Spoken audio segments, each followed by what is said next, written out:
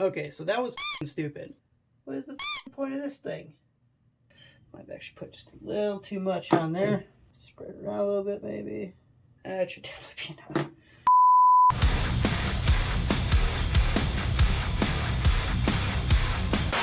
Welcome to the Bro Hammer Gaming channel. My name is Jordan, and this is going to be a video where a guy with no PC building experience at all built his first gaming PC with nothing more than YouTube and Google as his guide. So the plan is to shoot this video and then edit it on the new rig, so let's hope this doesn't end up with it catching fire, because I would kind of like to edit it on a brand new computer.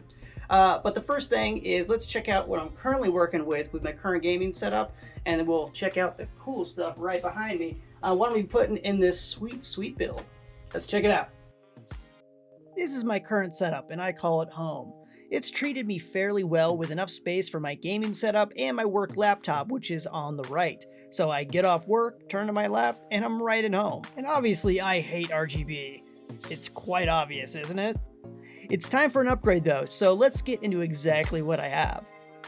I have an MSI GF65 thin laptop with an Intel i7-9750H, which at the time that the laptop was made was amongst the most frequently used processors in gaming, workstation, and high-performance laptops, since it was a pretty powerful laptop CPU for the time. It also has 32 gigabytes of whatever RAM Computer Upgrade King on Amazon threw in there. It's only like 2200 hertz, something like that. 1 terabyte SSD, NVIDIA RTX 2060 6GB card, and 120 Hz IPS panel. It's done me well since I bought it almost 2 years ago, but I like to do a lot of AAA gaming, and we all know how ridiculously big of a file COD Warzone is, and it tends to make things run a bit hot, especially in this laptop, even with them CCC thick heat pipes that are in this thing. I also do a lot of video editing in Adobe Premiere Pro and Adobe After Effects, which is a pain in the ass to do even on a 2060 with 32 gigabytes of RAM, since I typically shoot in 4K, so rendering is a total pain in the butt. Hence the cooling pad to help with the heat. As far as the monitor goes, I have an Acer Nitro 34-inch 1500R curved wide, well, obviously it's an ultra-wide quad HD VA monitor, so it's 3440 by 1440 with 144 Hz refresh rate, but this 2060 through HDMI will cap this thing out at 99 Hz, unless I put it at 1920 by 1080. So it was time for an upgrade, and I told myself, bro, if you're gonna upgrade and build a desktop rig, you gotta go balls out. So here we are, to the nitty-gritty of the cool stuff. I've tried to do my due diligence by comparing parts. Compatibility will work great with what I want this rig to do, and this is what I came up with. So the first item on the list is going to be the brains, which is going to be the i9 12th gen 12900K CPU, which is the latest from Intel. It's got 16 cores, so that's 8 P cores and 8 E cores, and 24 threads of compute ripping power. And more power, baby. More power, baby. So this thing is honestly a bit overkill for what I'll be using this for, and could have gone with the i9 10900K or the 11900K, but come on, gotta go balls to the wall. So the next thing on the list is of course going to be this bar of gold, aka the GPU, which I got my hands on an MSI RTX 3080 Ti Gaming X Trio card. That is more than enough to handle anything I'm gonna throw at it.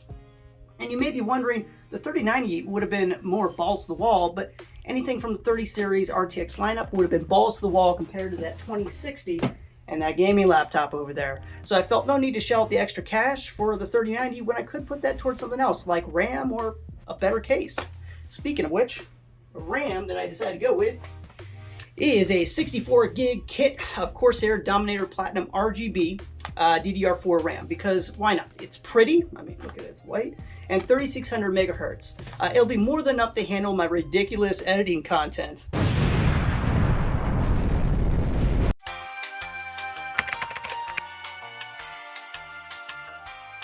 Next up is the cooling, which with that i9 12900K, I wanted to get a 360mm rad, which is exactly what I got. So I got the Corsair iQ H150 Elite Kappa something or other, I can't pronounce it. Capelix liquid CPU cooler, which should be just fine to tame that CPU even under load, since it can run a teensy weensy bit hot. Like without a cooler, it's frying eggs kind of hot. So I intend to mount it at the top of the case, which I'll get to in a moment. The next thing on the list is the motherboard, which I went with the ASRock Z690 Extreme Wi-Fi board because it is compatible with 12th gen CPUs, supports DDR4, has overclocking options, and has enough headers for everything including the front panel I/O on the case I wanted. The board I really wanted because it went with my white build but didn't have enough USB headers, so I couldn't go with that and I went with this one. But it has all the features I need and want, so no complaints here, and the black contrast to the board and the GPU will add to the build even if they're not all white. And to add to the essential parts list here, I went with the CORSAIR HX 1000 1000 watt power supply, which actually has a funny backstory of how I end up with this thing, because I originally bought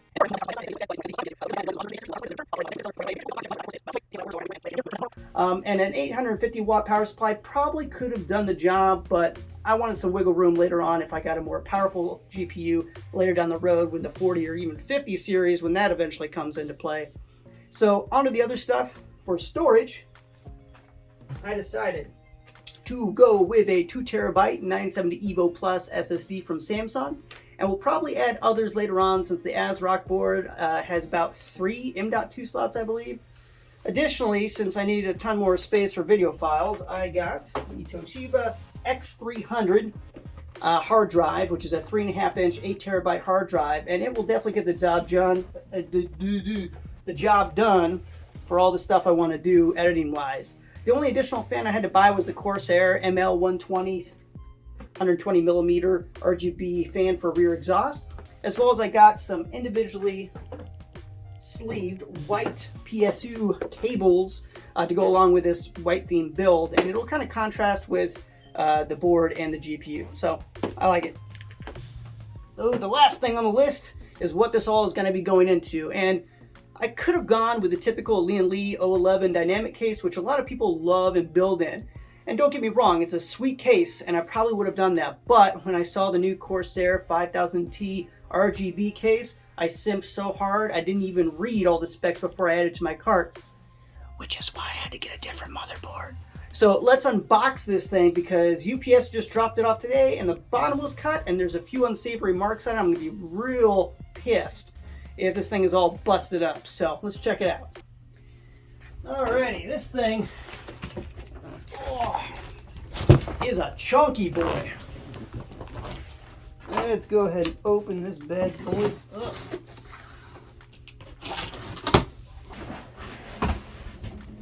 Whew.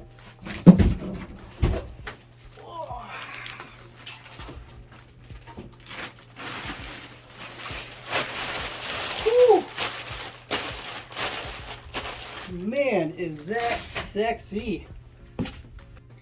Alright, so this is a sweet case, and one of the reasons I bought it was just, well, for one, it's an all-white case. It was going with my build. It has these cool little accents of gray on a few different places here.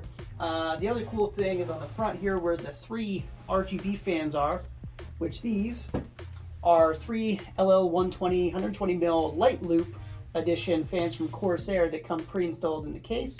You can always move them up here, but I'm going to have the rad up here.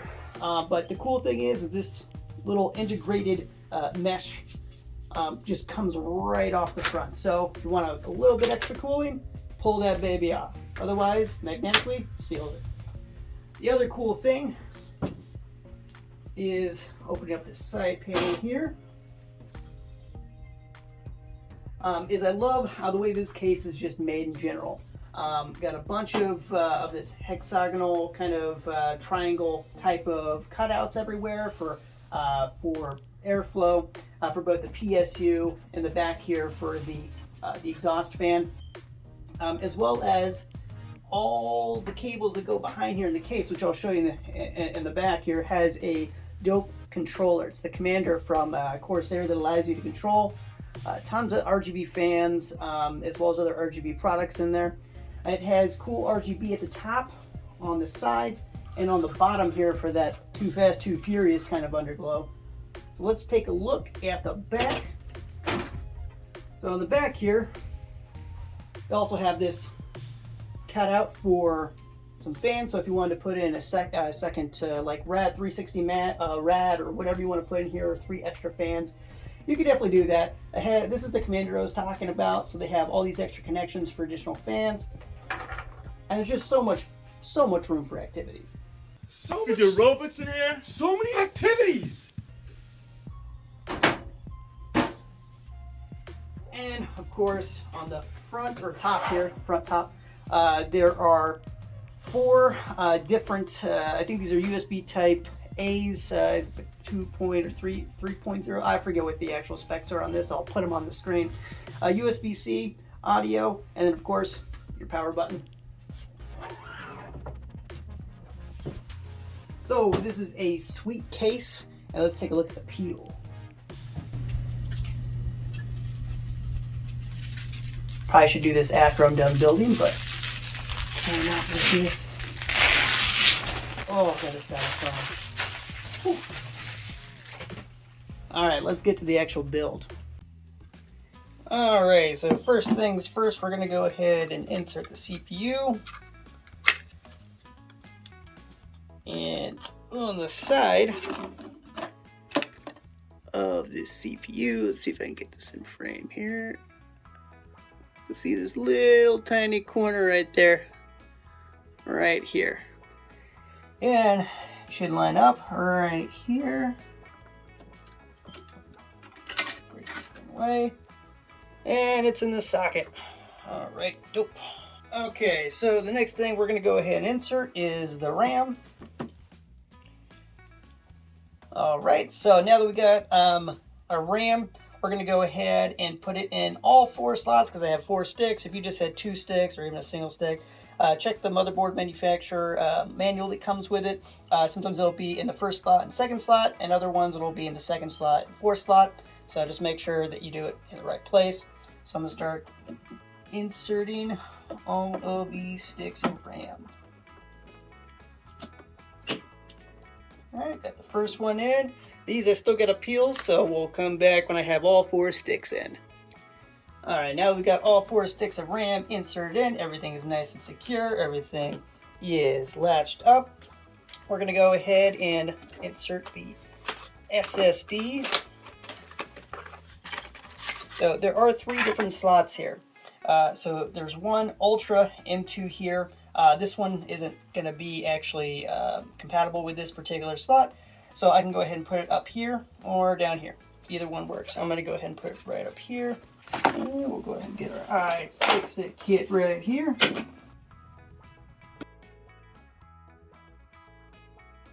Okay, and we'll go ahead and just insert this bad boy in.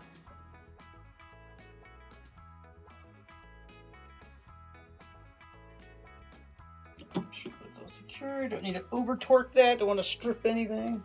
Alrighty, so as far as the motherboard is concerned, everything that's going to be installed, of course, until put in the graphics card, the AIO for the liquid cooler, and hook up all the wires and everything, all that is going to be done while it's in the case. So we're going to go ahead and get that chonky boy up there and get that insert in the case.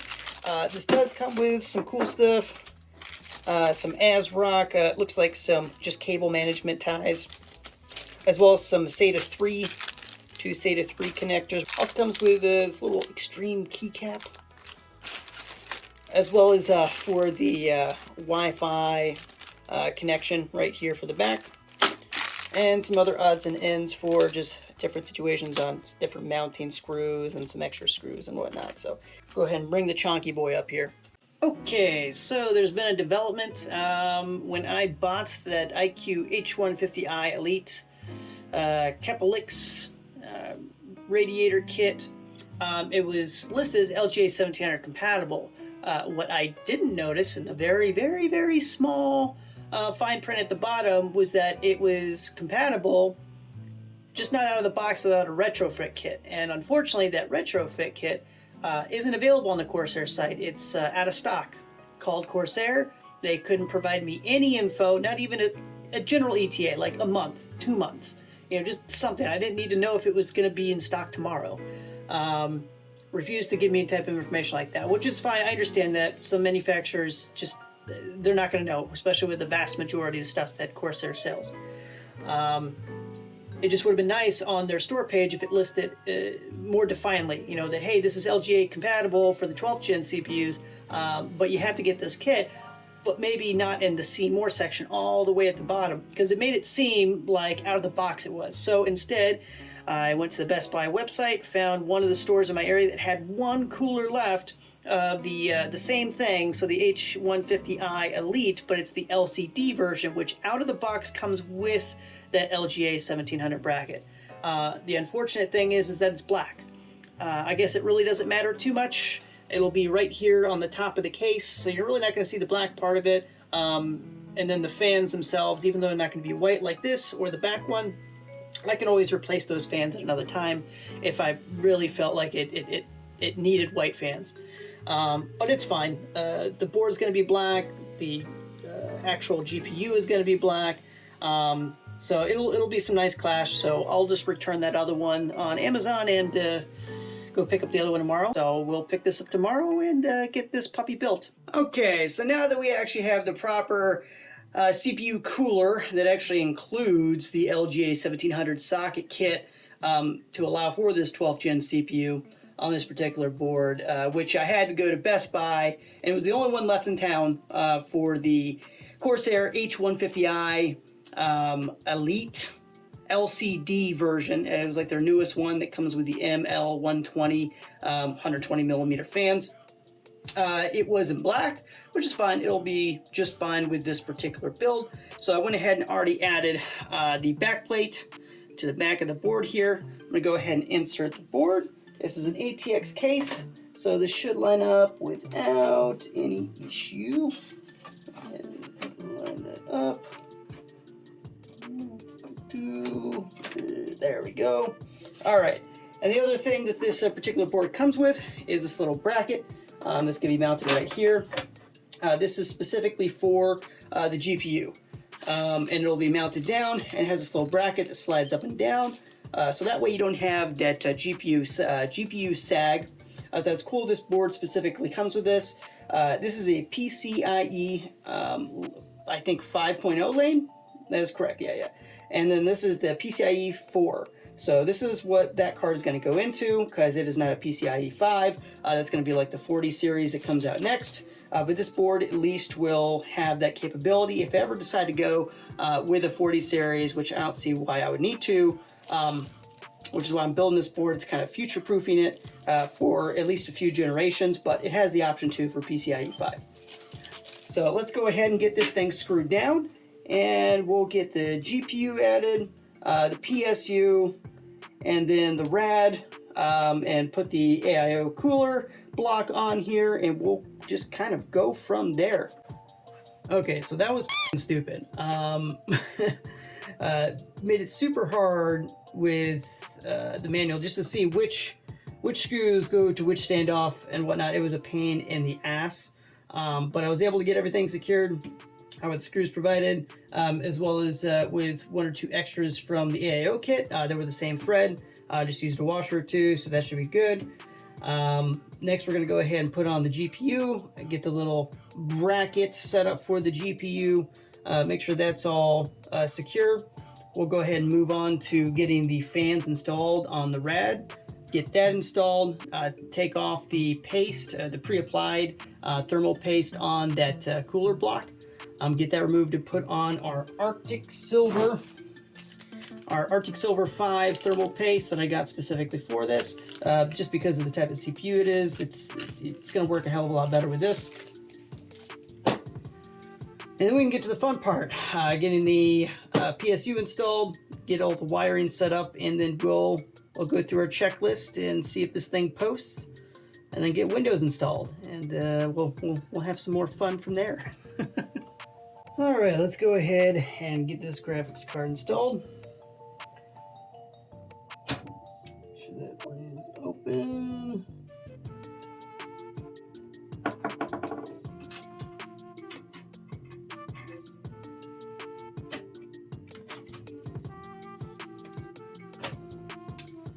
You know what? It actually comes with a GPU bracket. Okay, now I got this stupid bracket out of the way. we're gonna go ahead and insert the graphics card, make sure that's out, line this shit up.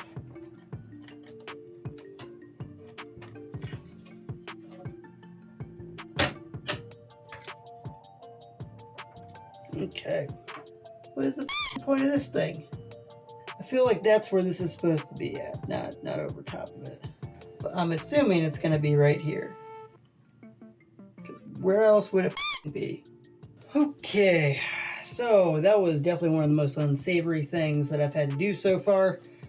Getting this damn card in, which it will go, it's supposed to go in this slot, the PCIe 5. It will work with PCIe 4. And then this stupid bracket that they include, which is not stupid, it has its purpose. But getting this thing installed back here with the hole locations, if they would have opened these slots up just a little bit more, it would have made this so much easier. I think what they were thinking there wasn't going to be a case of these like thumb screws on here. I don't know. Anyways, it was the most pain in the ass thing that I've had to do so far. So thank you, MSI. Yay. Okay, so next thing is we're going to go ahead and put together the fans with the rad, get the rad installed, and go from there. Okay, next thing on the list is going to be the fans. The way it's going to be orientated in the case, I'm going to go ahead and have them like this. This is basically going to be exhausting air out of the case through this rad, which will also be blowing the hot cooler liquid that goes through here from the CPU out the case. So we'll go ahead and mount these things up.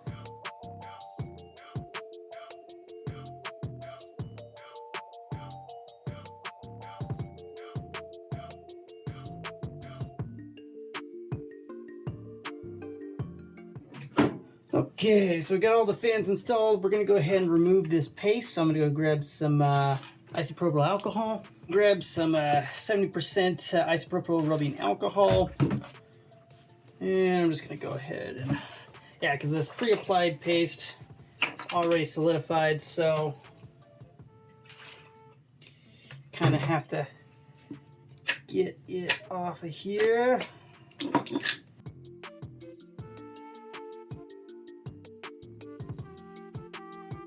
Okay, so now that that's off, I'm just going to go ahead and put this back on till we attach it. Oop, got a little bit red there. Good thing there's plastic on top of that. So I'm going to start threading some screws here.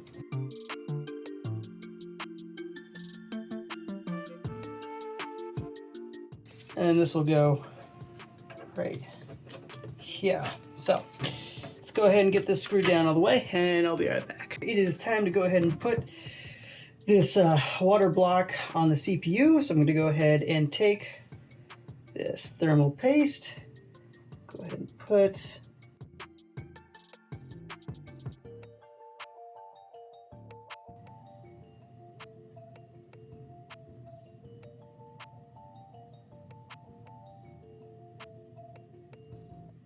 this, should definitely be enough. Might have actually put just a little too much on there. Spread it around a little bit maybe. Make sure this is even. That should definitely be enough. We'll go ahead and put the block on here. And let's see, how do I want to do this? See, cables are going to have to go. Probably I'll be able to tuck them around the back here. So this might be the best way. Okay, we'll do just like lug nuts on a vehicle. Start turning evenly. All right, so the thermal paste job I did probably wasn't the prettiest thing in the world, but it will do. And this Arctic 5 Silver stuff, or Arctic Silver 5 stuff, is actually really damn good for what I've seen. One of the highest rated ones. So I'm gonna go ahead and fish all these wires through. Get the CPU mount, not the CPU, the PSU mounted in here. And yeah, then it's just a bunch of wiring. All right, so my GoPro did not record the entire thing. So this is where we're at. I got everything wired through. It's wired properly from what I can tell, just based on the manual for the motherboard, ensuring that everything is in the proper socket and or connector. It's not pretty at the moment. It's just getting powered everything, make sure everything's right before we turn it on. And then once it's turned on, we verify everything is correct, then we can move to making things pretty. Looking at the back, I didn't have to do a whole lot. Just some simple cable management with some of the existing ties, just enough to, at least make it less messy. But there's definitely some things that I need to do in the back here to clean things up. But it gives you a better view of what exactly I'm dealing with, especially with 2 hubs for all the RGB fans and other applicable CORSAIR devices. So if you get 2 of them, just know you're going to have a lot of shit to deal with. The basement on this case is a little bit of a rat's nest, but that's fine. We're going to cable manage later. Like the SATA cable isn't connected until we get everything booted up right. The SATA connectors are just all over the place. Just everything's a mess, but we'll get that cleaned up later. It is the next day. I got all the wiring done. I still need to cable manage, as you kind of saw earlier. There's still a few little things like this SATA cable that I'm waiting to actually plug in to the hard drive until I actually get Windows booted onto the SSD. I don't want it to create a separate boot device over here. So with everything that got wired in here, this controller for the fan, the CPU water block, and the LCD screen and everything. So this had to be separate, but the cool thing about this is that there's actually, where'd it go? Oh, okay. So right down here, it actually had a separate split off USB male connector that you could connect into the female connector coming from this separate commander. So you could have 2 commanders in the same case. Because once I realized that I couldn't hook the CPU block, because this particular ribbon cable right here, that there's no place for over here.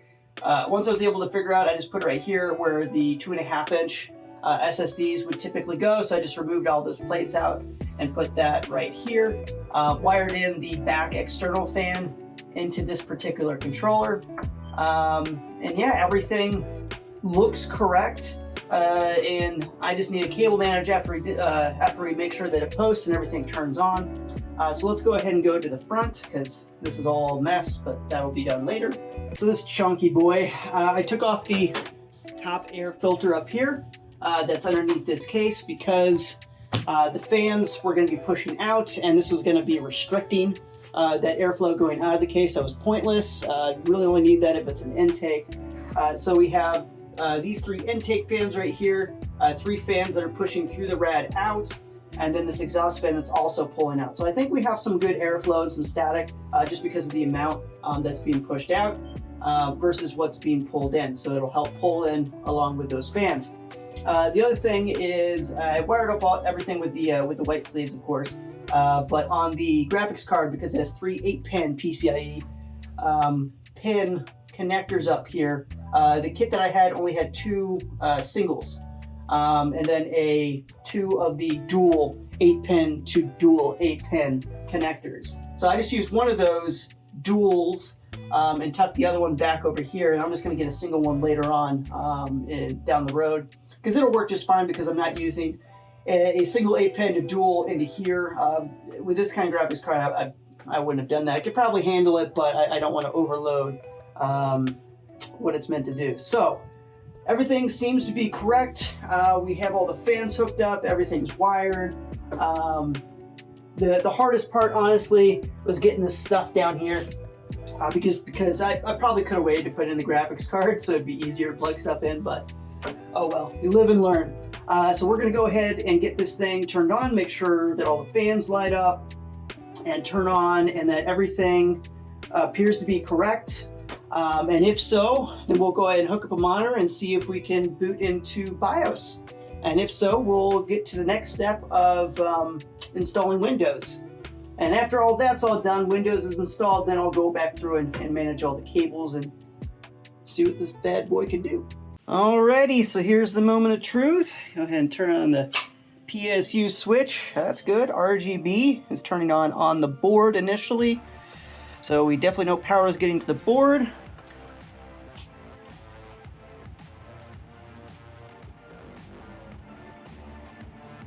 Oh, okay. There we go. That fan turned on. All the fans on the front and top have turned on with RGB. Even the water block right here has the temperature showing 23°C.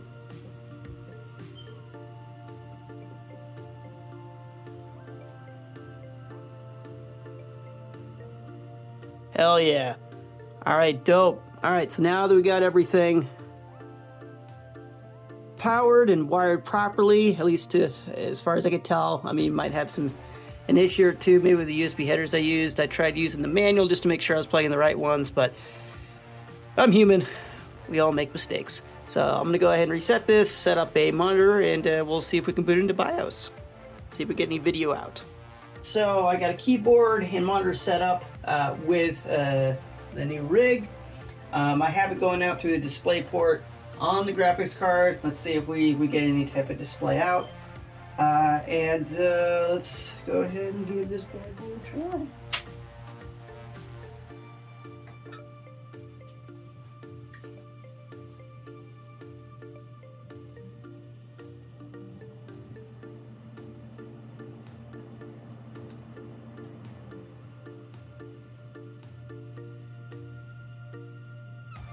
Huh?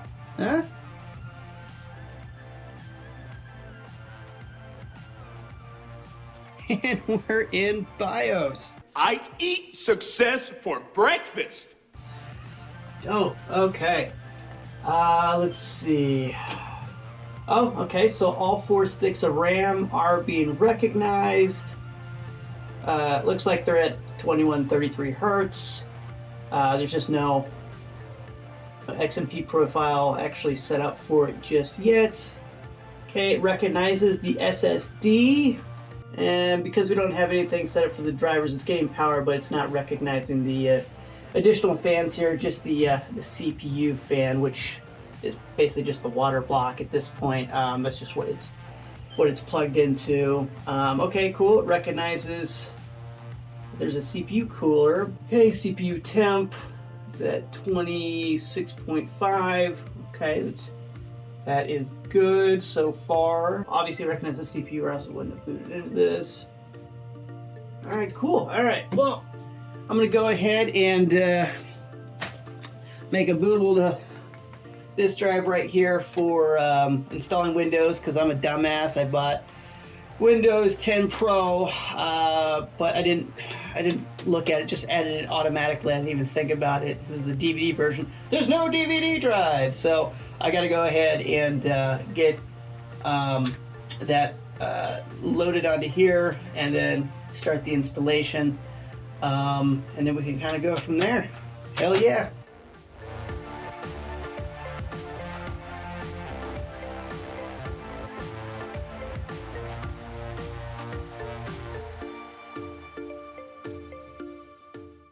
Okay, so hooked up a mouse, so it'll be a little bit easier to get through everything. I'm going to go ahead and insert this USB drive, which I use the Windows Media Creation tool for Windows 10 to boot off of here.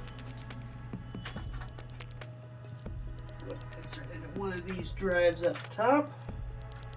Okay, we'll go ahead and turn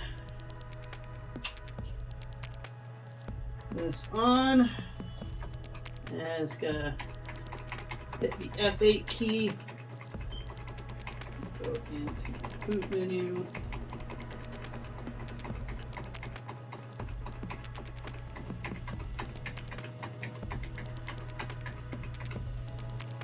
aha, success. Okay, United States, yes. install now. I don't have a product key. I mean, I do. I'm going to put it in afterwards. I just didn't go through this. I am going to be using a Windows 10 Pro key, so I'm going to go with that. Custom install.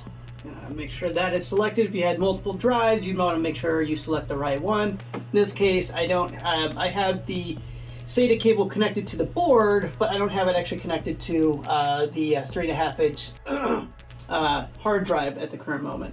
So I'm going to go ahead and select this.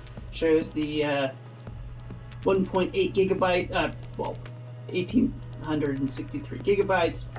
So the almost 2 terabytes right there. Going to go ahead and select next.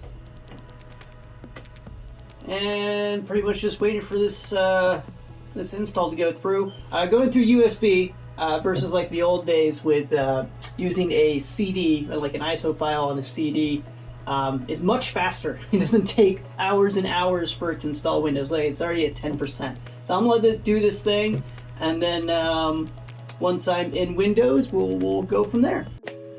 Okay, so I got everything all set up here.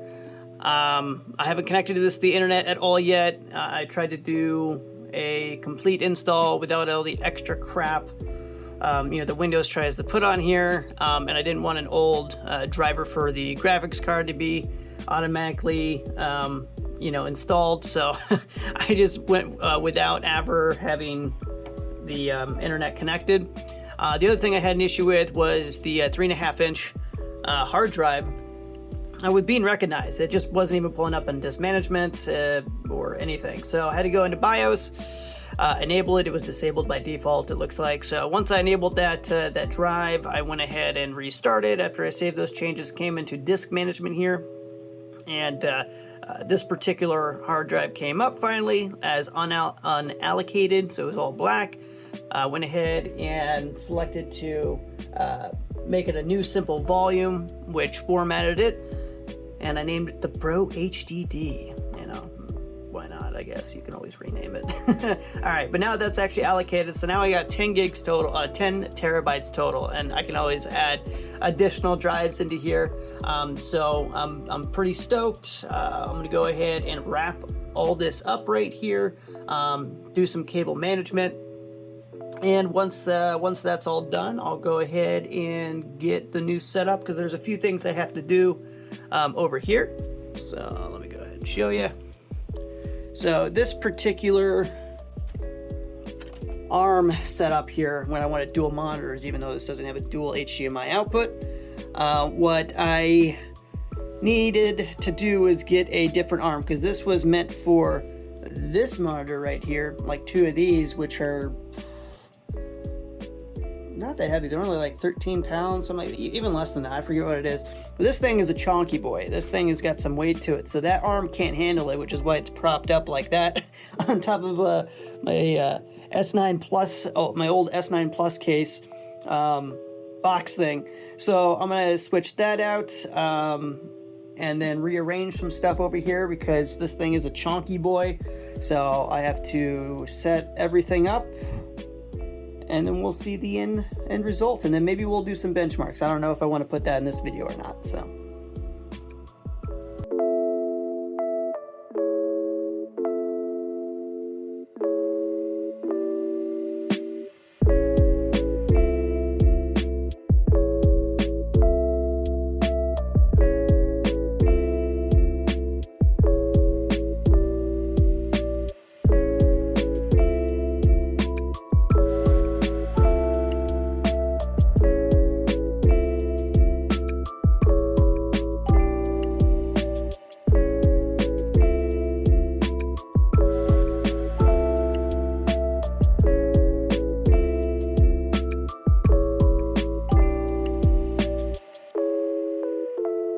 I love the way this build turned out, and I went with that retro 80s neon theme, which is always tasteful for gaming.